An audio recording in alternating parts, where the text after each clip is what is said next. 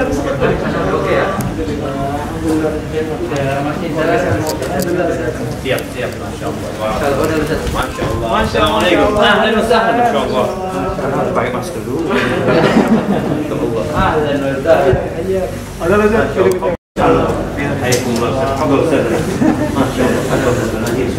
Dari mana Ustaz? Masya Allah. Ustaz, tinggal dulu Ustaz ya. Nah, ada Mas pagi ini. Oke, siap. Masya Allah. Barakallahu fikum. Assalamualaikum. Waalaikumsalam. Ahlan wa sahlan. Masya Allah. Ini kuisan.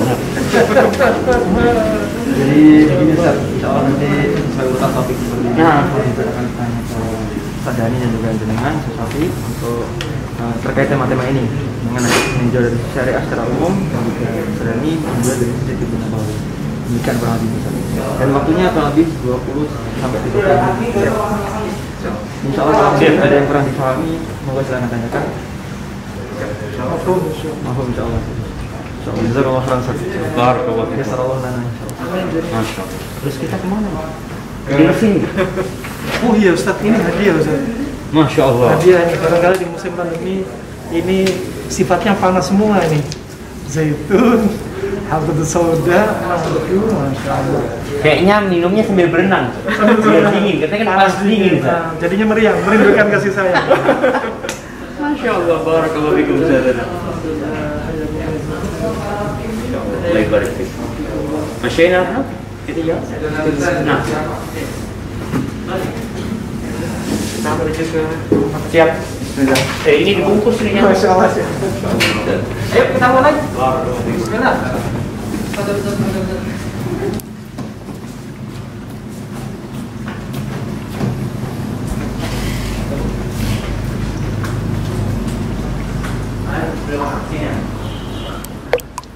Ini dia Elva Talk. Let's talk. Bismillahirrahmanirrahim. Assalamualaikum warahmatullahi wabarakatuh. Ahlan wa sahlan wa marhaban bikum untuk Sobat Elvadis dimanapun Anda semuanya berada. Senang sekali pada kesempatan kali ini kita kembali berjumpa dalam program Elva Talk. Tentunya kita sedang santer membicarakan sesuatu yang mungkin terbilang lumrah ya, yang berkaitan dengan kesehatan.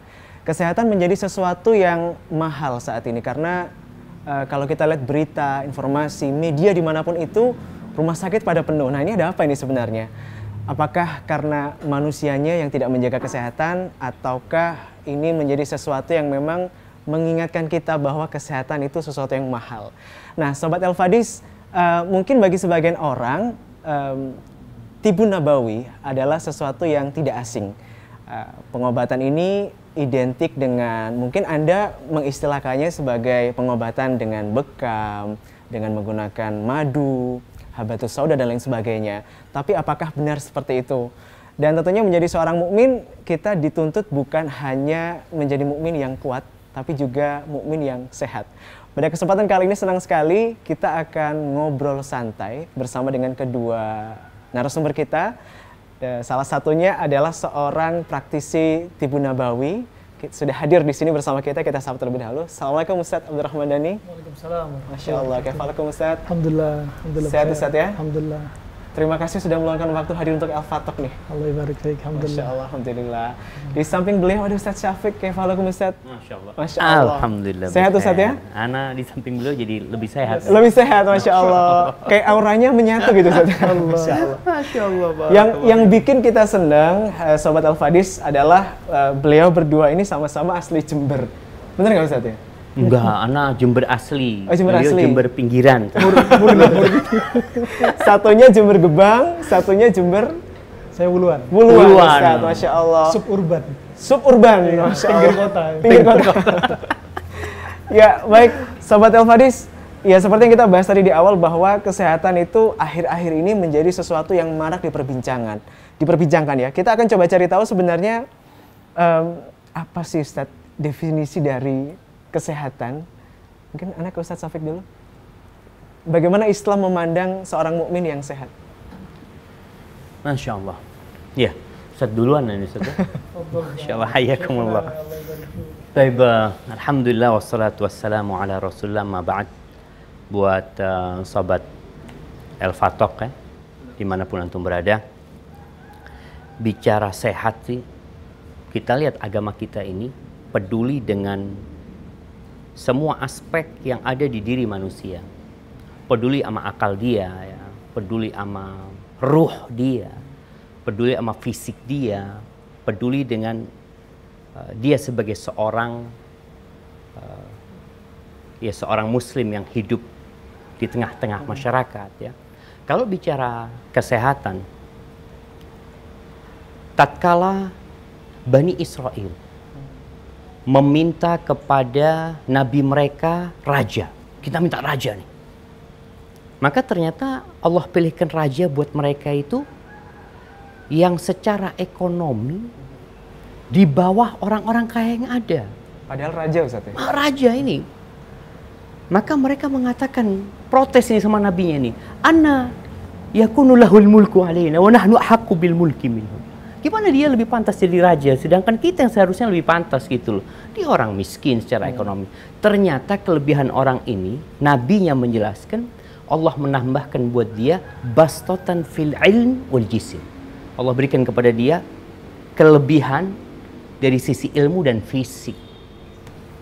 Jadi bicara sehat ini ternyata nikmat Allah yang agung. Kalau tadi dikatakan sehat plus kuat gitu ya.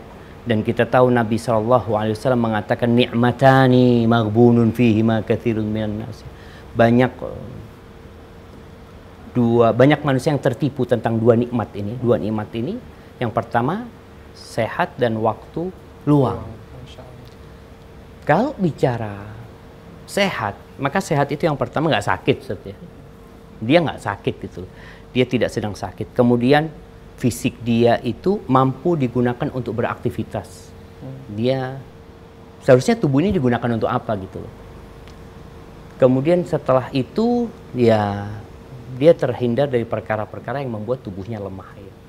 Nabi SAW juga mengatakan man kana aminan fi sirbihi. Barang siapa yang merasa aman di dirinya. Ini bicara aman Ustaz, mungkin Ustaz nanti bisa jelaskan ya. Ada orang kalau nggak merasa aman, jadi stres dia, jadi sakit tubuhnya. Gitu. Berpengaruh Ustaz, berpengaruh kepada fisik dia. Gitu. Maka nikmat yang pertama itu nikmat aman. Kemudian yang kedua, mu'afan fi jasadi. Mu'afan itu artinya dia selamat tubuhnya dari penyakit. Dia nggak sakit. Kemudian wa indahu qutu yaumi, ini bicara makanan. Dia punya yang dia makan hari itu. Nggak bicara besok, lusa, pekan depan, bas hari itu. Apa kata Nabi SAW? Faka'annama hizat lahud dunya bihadafiri. Seakan-akan dunia dan isinya itu dihimpunkan kepada dia. Jadi itu kayak yang punya hotel ini antum. Lebih dari itu, sekedar punya 3 hal. Itu kalau kita bicara nikmat sehat ya. Yang Islam peduli banget ya. Peduli banget ini. Mungkin nanti Ustaz Dani akan bisa menjelaskan secara detail. Tapi mungkin seperti itu ya, secara global. Masya Allah. Satu hal yang mungkin terkadang kita lihat remeh, tapi agama memandangnya luar biasa sekali dengan nikmat kesehatan, Ustaz ya. Subhanallah. Kalau kita nggak sehat ya, antum gimana bisa duduk di situ? Nah, Ustaz. Gimana kita bisa sholat ya? Nabi SAW itu kalau jenguk orang sakit, ini mungkin banyak jamaah yang jarang dengar nih doa kalau membesuk orang sakit. Yang kita hafal apa biasanya? La ba'sa tahurun insyaallah seperti itu. Ada beberapa hadis yang sahih.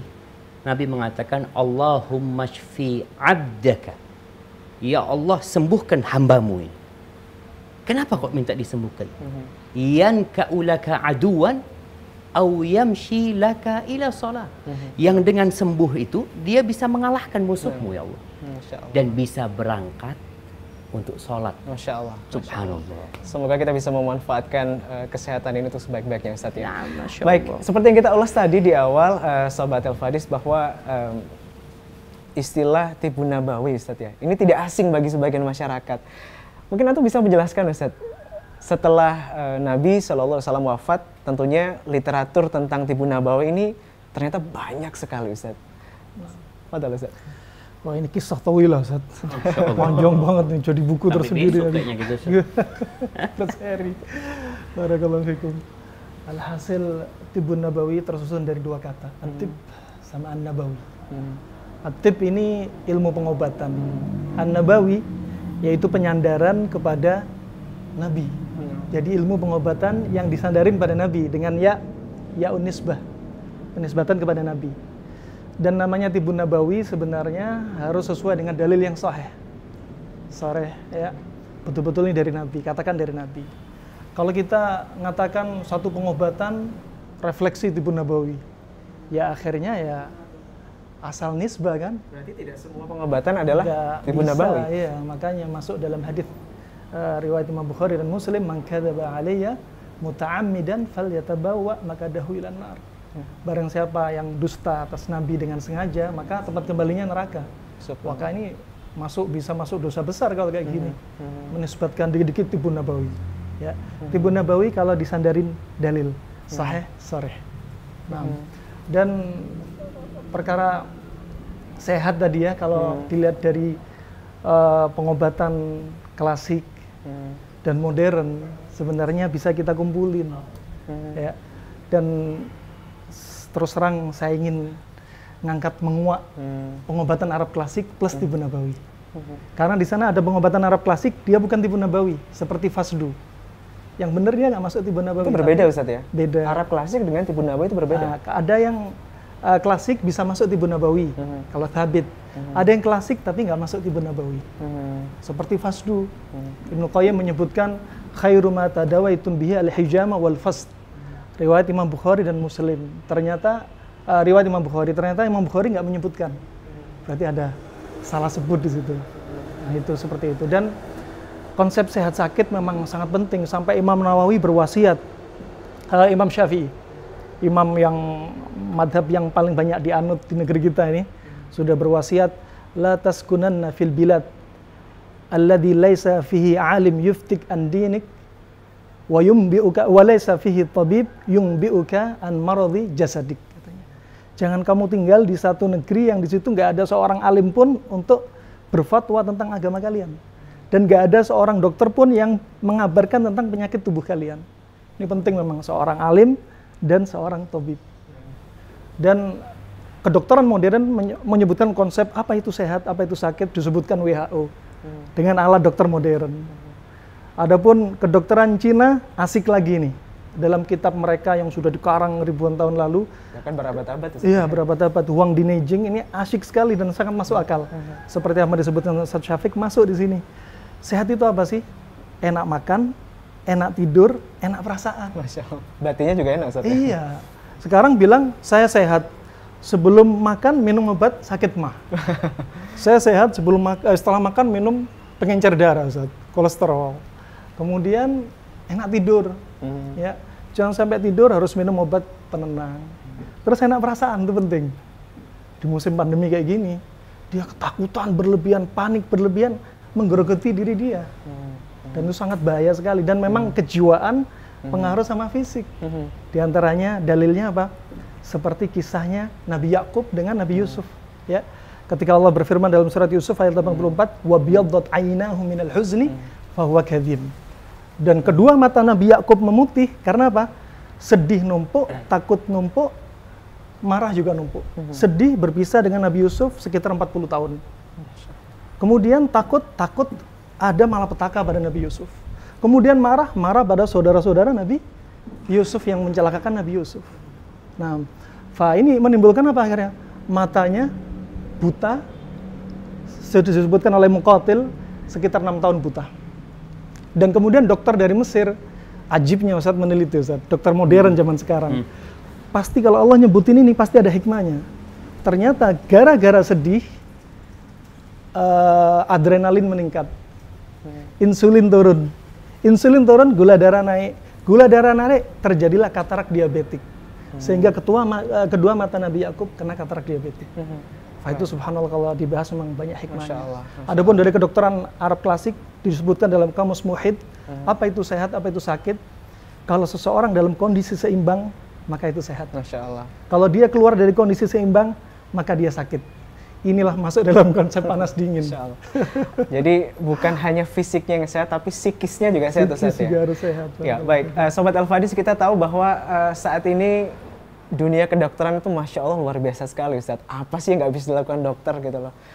Dan apakah kemajuan yang dilakukan oleh dunia medis kita ini sudah sesuai dengan syariat Ustadz? Mungkin anak Ustadz Syafiq.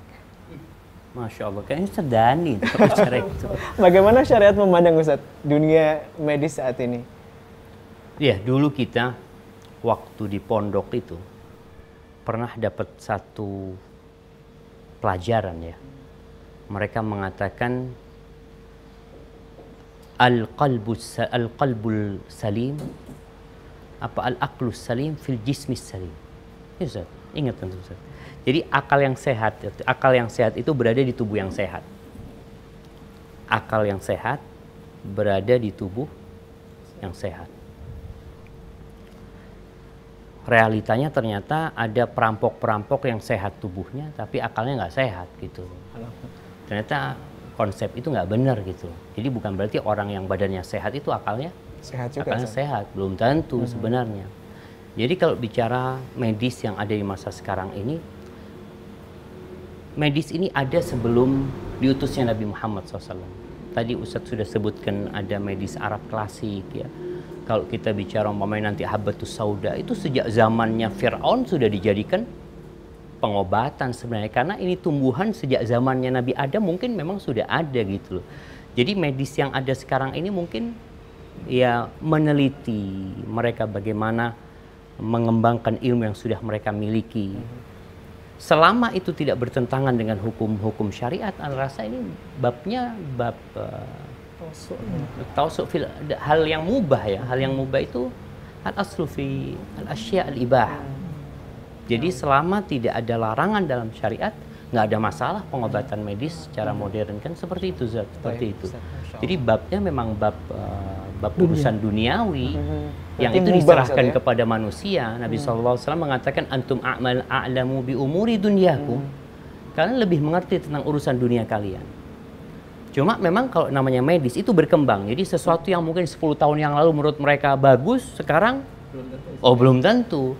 Tapi kalau tadi yang disebutkan ada hadisnya, ada nasnya, maka mau nggak mau sampai kapanpun itu akan menjadi satu kebenaran gitu. Baik. Jadi hukum segala sesuatu sebenarnya ya mubah-mubah aja Ustadz ya. Selama itu tidak bertentangan Ustadz ya. Nah, baik. Ke Ustadz Daniel lagi nih. Ustadz, penerapan dari Tibun Nabawi sendiri kalau mungkin antum sebagai praktisi Ustadz ya, gimana di Indonesia Ustadz? Kisahnya panjang lagi ini. Kisah panjang lagi Masya Allah. Iya. Tibun Nabawi itu tadi memang ada konsep yang setelah kami lihat kitab-kitab para ulama dan kami ingin konsen, memang juga permintaan dari teman-teman untuk konsen pada Tibun Nabawi ya, baik kedokteran klasik atau Tibun Nabawi. Alhamdulillah setiap umroh kami cari terus kitab-kitab, dan kitab Tibun Nabawi selalu ada di kolong Ustaz. Jarang orang baca. Seperti ada kitab karangan Abul Husain Al-Baghdadi dalam kitabnya Al-Mughni, ternyata sudah disebutkan kurun 400 Hijriah. Penyebab kanker, asbabus saraton wa ilajuh, penyakit kanker dan obatnya, Masya Allah. Ini betul-betul ingin kita kuat. Nah, kemudian ada juga Ali bin Abdul Karim Al-Himsi, ya, dia ini Masya Allah, dia sekitar tahun 600 Hijriah. Dia seorang ulama sekaligus dia terapis. Mihnanya memang terapis Tibun Nabawi dan mengarang. Jadi mereka nggak main-main. Jadi mereka mendalami betul. Dan di masa lalu, terutama di zamannya Harun Ar-Rasyid, memang menuntut ilmu Tibun Nabawi difasilitasi. Jadi mereka memang mendalami, dibantu memang. Dan itu subhanallah melalui tajrubah wal istiqra. Ya. Turun-temurun. Ini teruji coba untuk apa, untuk apa. Dan pengobatan masa lalu sangat simpel banget. Hanya ngelihat misalkan ini herbal nih rasanya manis, berarti sifatnya apa? Ini pahit, berarti sifatnya apa? Cocoknya untuk apa? Ini penyakit ini, anak baru nggak juga, subhanallah. Dulu kita pernah belajar di Yaman Ustaz, setiap ba'dal fajar dengan Syekh membaca kitab Tibun Nabawi jilid keempat, Syekh sendiri kadang bingung. Apa maksudnya ini ya? Ternyata setelah kita gabung dengan ilmu sinse, ya Allah, ya tadakhul bainal ilm ya ini. ilmu kedokteran modern nggak bertentangan, silakan gabung sana masuk, ternyata masuk semua. Kadang ada perkara yang nggak bisa dipaksa untuk bersatu. Terkadang ada yang Masya Allah seperti tadi, kenapa matanya sampai mutih matanya Nabi Yakub, kedokteran modern membahas. Ya, ternyata karena adrenalin meningkat, kemudian insulin turun, gula darah naik. Kemudian dari sisi Cina dibahas. Nabi Yakub sedih, berarti ginjalnya kering, banyak api yang dibuang. Sehingga pengapian kurang, sehingga darah ke mata berkurang, timbul kebutaan. Intinya seni pengobatan itu beda-beda. Pengobatan modern, klasik, ya, Yunani, India, itu seni. Dan seni untuk mencapai satu tujuan apa? Yang diobati sembuh. Jadi apa? Nggak usah saling celah lah, nggak usah saling maki lah. Makanya Nabi bersabda, ma anzalallahu da'an illa anzalahu syifaan. Alimahu man alima wa jahilahu man jahila. Allah turunkan penyakit, Allah turunkan obatnya. Tahulah orang yang tahu, dan nggak tahu orang nggak tahu. Bisa jadi sebagian orang, tim pengobat tahu pengobatan ini, yang lainnya nggak tahu. Makanya saling melengkapi. Istilahnya emban amanah. Mereka sebagai tim pengobat, kalau ada orang lain yang bisa mengobati, kita harusnya alhamdulillah ada yang membantu meringankan amanah kita untuk ngobatin orang. Harusnya seperti itu. Insyaallah. Nah, dan juga ada hadis Nabi yang di situ ada rahasia juga. Di antaranya Nabi bersabda, ya, faida usiba dawa'da, kalau obat itu cocok sama penyakitnya, bari'ah, maka sembuh. Di antaranya apa? Lagi-lagi panas dingin, dibahas Ibnu Qayyim. Nah, alhasil Tibu Nabawi itu perlu kita kupas, karena dia termasuk, Ibnu Muflih menyebutkan, masuk konteks ayat, al-yauma akmaltu lakum dinakum. Masuk bagian ilmu syariat, maka dituntut. Apalagi kata para ulama, bisa menjadi hukumnya wajib bagi kita untuk menuntut di musim seperti ini. Masya Allah. Di musim pandemi, rumah sakit, sampai nolak pasien. Sampai nolak Ustaz sampai sini. Kita harus tahu, belajar gimana antisipasinya gitu. Wallahu a'lam bishawab. Iya, baik. Sobat Al-Fadis, ini mungkin jadi hal yang kita sering pertanyakan. Apa yang kita makan itu sangat berpengaruh sekali Ustadz ya. Bisa jadi itu menyehatkan tubuh kita atau bahkan menjadi sumber penyakit. Kita mungkin ingin berkiblat kepada Nabi Ustadz. Bagaimana sih Nabi? Itu kan Nabi kan jarang banget sakit Ustadz. Bahkan kalau nggak salah cuma sekali Ustadz sakit Ustadz ya. Apakah Nabi sangat menata sekali apa yang beliau makan? Terus seperti apa Ustadz? Subhanallah. Iya. Allah Jalla Jalaluhu mengatakan, laqad kana lakum fi Rasulillahi uswatun hasanah liman kana yarjullah wal yawmal akhir wa dzakarallaha katsira. Telah ada di diri Nabi Rasulullah SAW itu suri tauladan yang baik ya. Tapi ternyata suri tauladan itu bukan untuk semua orang, untuk orang-orang yang beriman ya, yang berharap perjumpaan dengan Allah, yang dia senantiasa berzikir ya. Dia akan mendapatkan itu. Suri tauladan dari sisi apa? Semuanya sebenarnya. Beliau sebagai seorang nabi, beliau sebagai seorang ayah, beliau sebagai seorang anak, beliau sebagai seorang suami, beliau sebagai seorang manusia. Yang dimana beliau memiliki kebiasaan ya, kebiasaan Nabi pun seharusnya dapat kita contoh ya, walaupun bukan dalam hal ibadah. Jadi ada hal-hal yang memang mungkin Nabi memberikan arahan. Contohnya nih kalau bicara bagaimana Nabi SAW makan. Beliau pernah mengatakan alaihi salatu wassalam, ma mala'a adamiyun wi'a'an syarran min batn. Tidak ada wadah yang lebih buruk yang dipenuhi oleh manusia itu daripada perut. Jadi ternyata perut ini memang wadah yang sangat buruk untuk dipenuhi gitu ya. Makan sampai penuh gitu. Lalu Nabi memberikan arahan alaihi salatu wassalam, bihasab ibni Adam luqaimatun yuqimna biha sulba. Cukup manusia itu makan, anaknya Adam cukup makan beberapa suap makanan yang membuat punggungnya tegak. Yang membuat antum duduk nggak perlu pakai sandaran tuh. Tegak gini Ustaz ya? Iya. Masya Allah. Kan banyak orang nggak kuat duduk seperti ini, nggak kuat dia perlu sandar. Jadi menunjukkan ya capek dia. Cukup artinya. Kita sholat tuh nggak pernah bersandar gitu ya. Kita sholat itu. Jadi cukup makan itu yang membuat punggung tegak, bukan perutnya yang tegak, tapi punggungnya yang tegak. Fa in kana fala budda la mahala. Ini Nabi SAW memberikan arahan. Tapi kalau harus makan, ada orang yang memang mungkin ya Allah makanannya enak, dia suka makan gitu loh. Tetap ada aturannya gitu. Apa kata Nabi SAW? Fathuluthun li ta'amihi, fathuluthun li syarabihi, wa thuluthun li nafasihi. Sepertiga buat makannya, sepertiga buat minumannya, sepertiga buat nafasnya. Jadi jangan sampai orang makan itu bersendawai karena sudah penuh mungkin Ustaz ya, sampai urusan untuk nafasnya susah. Diisi makan, jangan sampai seperti itu. Itu beberapa arahan dari Nabi SAW. Kemudian arahan umum beliau ya dalam hidup ini, beliau mengatakan kul washrab walbas watasaddaq. Kata Nabi SAW, silakan kau makan. Tadi hukum asalnya mubah. Kau mau makan, kalau bicara Ustaz tadi mau makan yang panas, yang dingin, yang pahit, yang manis. Hukum asalnya semuanya mubah. Kau makan tafadhol, kul, washrab, dan minumlah.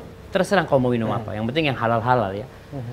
Dan walbas, pakai baju kau. Selama halal tafadhol, dan silakan bersedekah dengan catatan 2. Ini syaratnya 2. Yang pertama, min ghairi makhilatin wala saraf. Tanpa sombong dan berlebih-lebihan. Ini kaidah umumnya seperti itu. Jadi arahan Nabi SAW bagaimana beliau sendiri hidup ya. Beliau memberikan contoh. Beliau nggak pernah ya kalau bicara makan berlebih-lebihan. Bahkan yang ada mungkin Nabi SAW makannya kurang. Beliau lebih sering puasa ya. Ceritanya Aisyah radhiyallahu taala anha, marra hilalun thumma hilalun, ya, berlalu rembulan, kemudian datang rembulan selanjutnya, berlalu sampai datang bulan ketiga itu, walam yuqad fi baiti Rasulillah sallallahu alaihi wasallam nar. Di rumah Nabi SAW itu nggak hidup kompornya. Terus apa yang menyebabkan Nabi bertahan hidup? Ternyata Nabi makan 2. Ini panas dingin lagi nanti. Nah, beliau al-aswadan, 2 yang hitam. Kurma sama air. Nah, kurma ini kan panas, Ustaz. Air dingin. Nah, jadi beliau bertahan dan beliau sehat ya. Cuma memang ada yang bertanya, Ustaz, kenapa sih Nabi, para sahabatnya radhiyallahu taala anhum, mereka tidurnya mungkin kalau bicara standar kesehatan ya nggak sama 8 jam sekarang kalau gitu kan. Bicara makan mungkin 5 sehat, 4 sehat 5 sempurna kayak gitu kan. Mereka dari mana dapatnya kurma air? Pas yang dimakan kayak gitu. Ternyata mereka bisa sehat ya. Salah satu rahasianya para ulama menyebutkan berkah. Masya Allah. Berkah ini yang kadang-kala kita nggak dapat. Kita udah makan ini vitaminnya macam-macam masih sakit-sakitan gitu loh, seperti itu. Barakallahu fikum. Nah, ini menarik sekali Sobat El-Fadis dimanapun Anda semuanya berada. Kita masih akan ulas berkaitan dengan pola makan. Tapi jangan kemana-mana selain satu ini.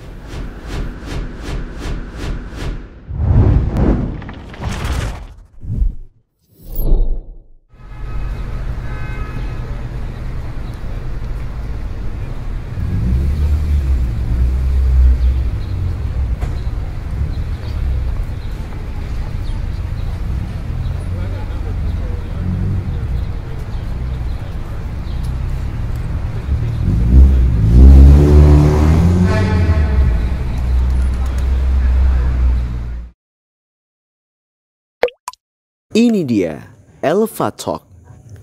Let's talk.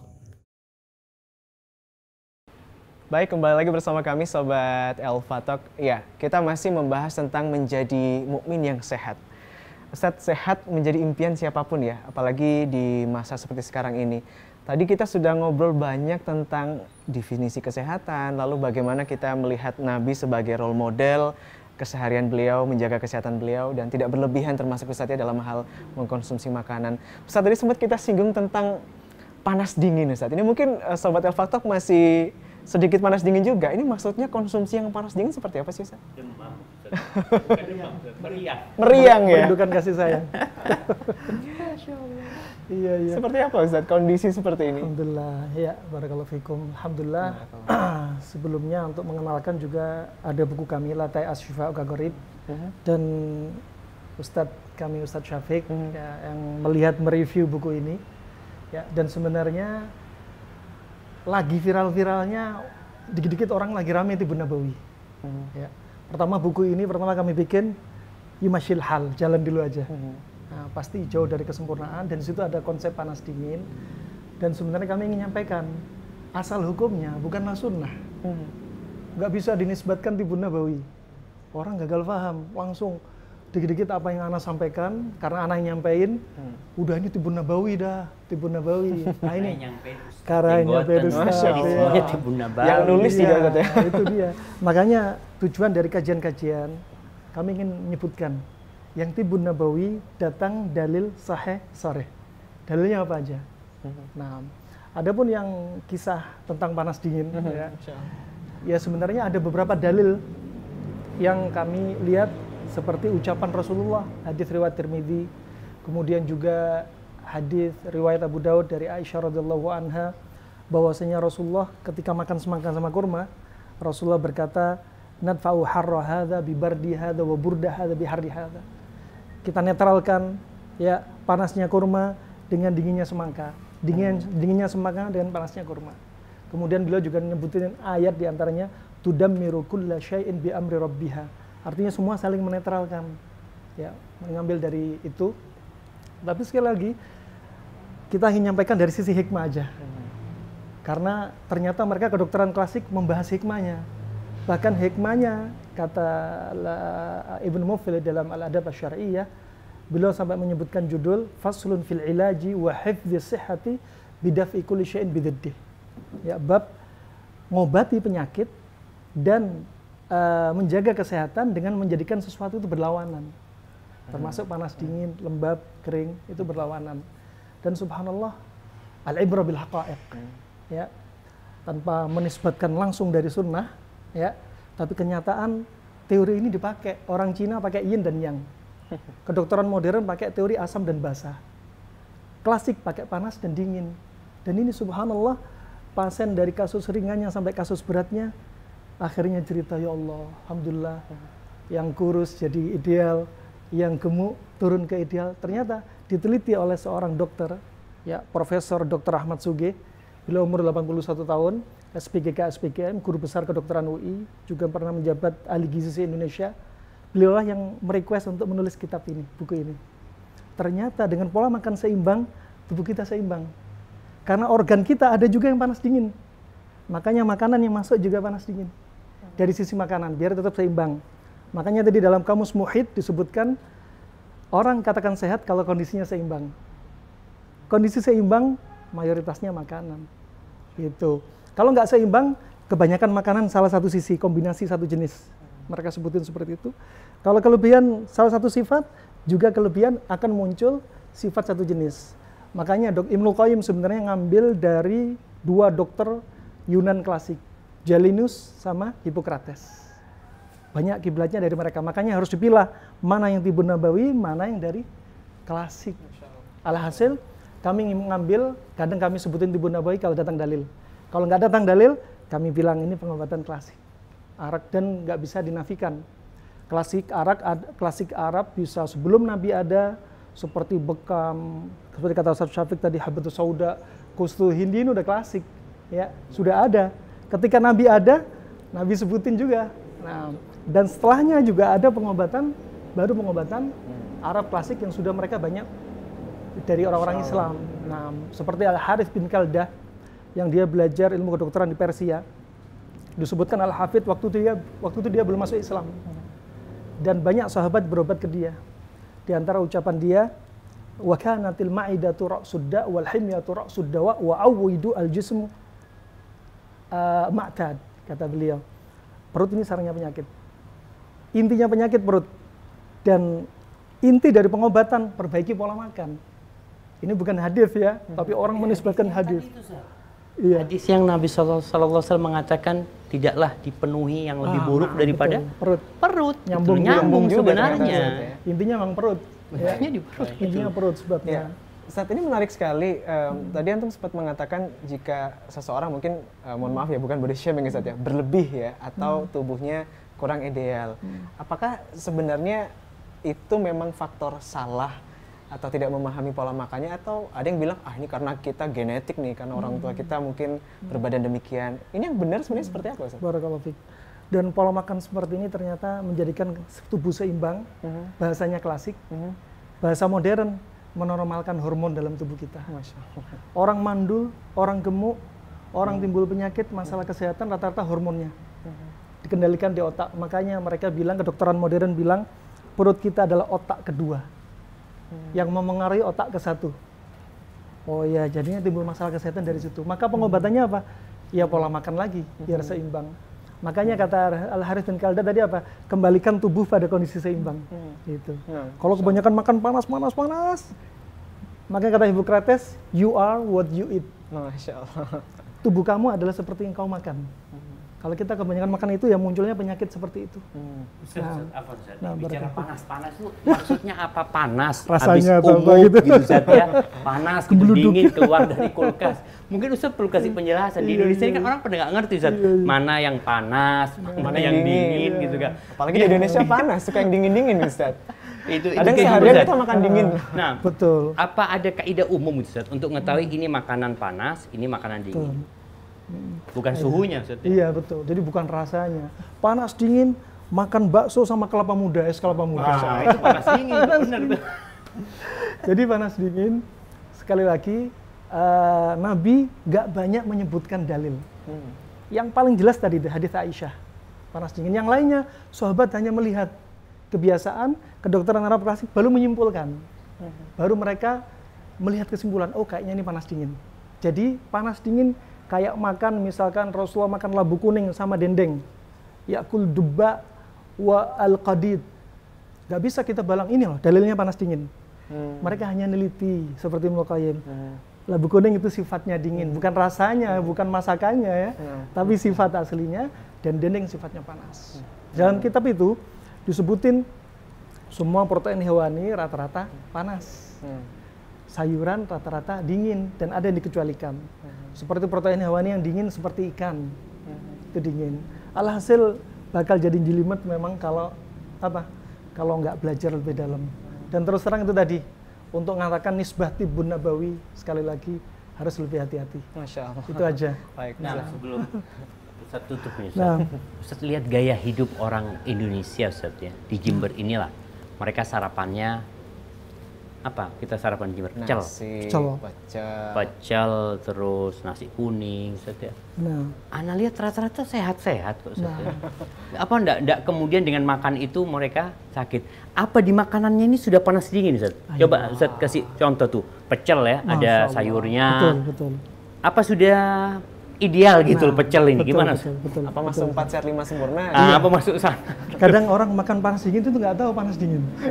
Padahal memang sudah panas dingin, makanya mereka juga sehat ya. Pertama, biidznillah ya, dengan izin Allah mutlak.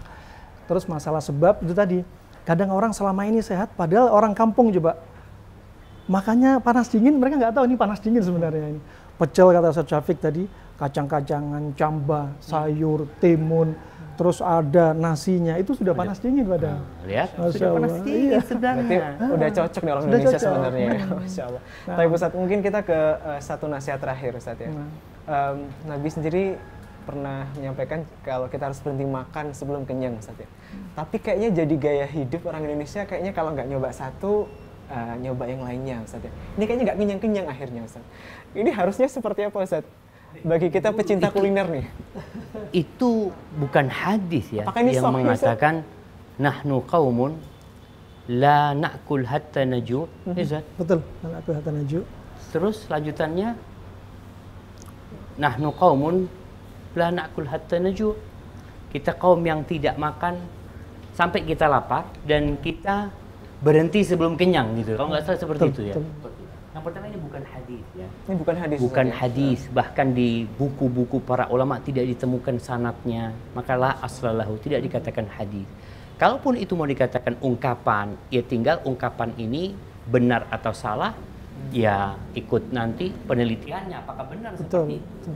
Kalau yang hadis yang tadi disebutkan bahwa Nabi SAW ya menganjurkan kita, mengarahkan kita untuk tidak berlebihan makan. Untuk tidak memenuhi perut kita tadi dengan makanan yang menjadikan tempatnya penyakit seperti itu. Masya Allah. Itu sih. Jadi konsepnya kalau secara umum agar kita hidup sehat, ini untuk seluruh umat manusia sebenarnya, kulu washrabu wala tusrifu. Innahu la yuhibbul musrifin. Makanlah, minumlah tanpa berlebih-lebihan. Jadi penyakit yang banyak tersebar ini salah satu sebabnya berlebih-lebihan kan Ustaz sebenarnya. Mungkin nasihat bagi sobat El-Fatok nih ya, yang mungkin rentan tubuhnya atau mungkin gampang sakit, apakah puasa itu menjadi solusi Ustaz? Oh, kalau ini Ustaz Dani kayak yang jelasin. Ustaz gimana Ustaz? Tentang Apakah puasa ini puasa Ustaz. itu menjadi solusi Ustaz? Nah, barakallahu fiik. Sekali lagi jadi kajian dan buku tersendiri. Masya Allah. Nah, di Jerman itu ada klinik namanya Bachinger Klinik. Sejak tahun 1920. Semua pasien yang sakit kalau yang dibawa ke sana terapinya cuma satu. Disuruh puasa ala mereka. Padahal mereka non-muslim. Non-muslim. Nah, terus ada seorang dokter pasien dari Indonesia sana ketika disuruh puasa, mending saya puasa ala Nabi daripada puasa ala mereka. Iya. Ala mereka ini seperti apa Ustaz? Jadi mereka puasa caranya nggak jelas, nggak seperti cara kita ya. Sampai 3 hari puasa, hanya dikasih makan sedikit. Nggak seperti kita ada sahur, ada buka, yang sudah ada ritmenya, Masya Allah. Dan Ibnul Qayyim juga menyebutkan, sifat tubuh yang terlalu dingin lembab akan menjadi mudah terserang penyakit. Termasuk terkait dengan musim pandemi. Pandemi COVID ini, virus, kalau kita lihat gejalanya khas dengan dahak, dengan muka sembab, sesek, itu ciri khas dingin lembab. Kalau tubuh sudah dingin lembab, akan menjadi potensi inang medianya virus. Makanya banyak orang WFH di dalam rumah, nggak pernah olahraga, makan terus, ternyata kok kena, karena makanannya nggak dijaga. Dia bisa jadi kurang apa? Intake, input terlalu banyak, tubuh akhirnya kelembapan melimpah, yang dikeluarkan sedikit. Keluar dengan apa? Olahraga, berjemur, aktivitas, nggak seimbang lagi. Makanya puasa untuk mengeluarkan dingin lembab. Ya disebutkan itu, Masya Allah. Tapi memang ada hadis Ustaz, sumu tasihhu. Puasalah kalian, niscaya kalian akan sehat. Tapi hadis itu juga dhaif seperti itu. Ya. Namun yang jelas secara medis puasa itu akan menyebabkan orang sehat. Karena dia istirahat lah. Istirahat makan, perutnya itu istirahat makan. Cuma seorang muslim ketika melaksanakan puasa dalam rangka ibadah, mendekatkan diri kepada Allah. Sehat dapat. Tapi kalau niatnya dia puasa untuk sehat, ya cuma dapat sehat, nggak dapat pahala. Maka jangan antum puasa niatnya supaya sehat. Apalagi niat puasa gara-gara pengen kurus Ustaz ya. Biar dapat calon. Biar dapat calon. Masya Allah. Tapi Sobat El-Fadis, sekali lagi ini memang obrolan yang sangat sederhana sekali, tapi mengingatkan kita betapa nikmat yang Allah titipkan kepada kita adalah sesuatu yang mahal, bahkan tidak ternilai harganya. Dengan kesehatan itu, seperti yang disampaikan oleh Ustadz tadi, kita bisa melakukan banyak hal, utamanya adalah beribadah Ustadz ya. Semoga kita bisa menghargai nikmat kesehatan yang Allah titipkan kepada kita. Kami sampaikan terima kasih sekali lagi Ustadz telah berkenan hadir. Barakallahu Masya fikum. Allah, ini akan terbang kembali Ustadz ya untuk tugas-tugas berikutnya. Jember. Nomaden Ustadz sekarang. Masya Allah. Ramadan sekarang nggak jelas tinggal Nggak jelas kemana-mana, Masya Allah. Itu cara menyeimbangkan Ustadz. Masya Allah. Jadi nggak boleh sering-sering di rumah gitu ya. Kelayapan terus. Kelayapan terus. Tapi Ustadz, semoga Allah berikan antum kesehatan dan juga keberkahan usia Ustadz ya. Insya Allah kita bisa bertemu kembali dalam kesempatan. Terima kasih sekali lagi untuk sahabat El-Fatak. Insya Allah kita jumpa lagi di El-Fatak berikutnya. Assalamualaikum warahmatullahi wabarakatuh. Ini dia El-Fatak. Let's talk.